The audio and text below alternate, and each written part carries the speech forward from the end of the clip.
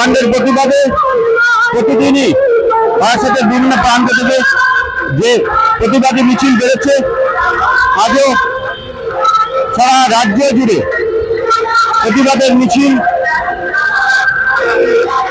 এবং জাস্টিসের দাবিতে যে মিছিল, বিচারের দাবিতে যে মিছিল, যে প্রতিবাদী মিছিল এই মুহূর্তে কলোনি মোড়ে চলছে। আমরা তা তুলে ধরার চেষ্টা করছি আমাদের দর্শকদের সামনে আমরা তুলে ধরার চেষ্টা করছি। প্রতিদিনই মিছিল চলছে, আমরা দেখানোর চেষ্টা করছি।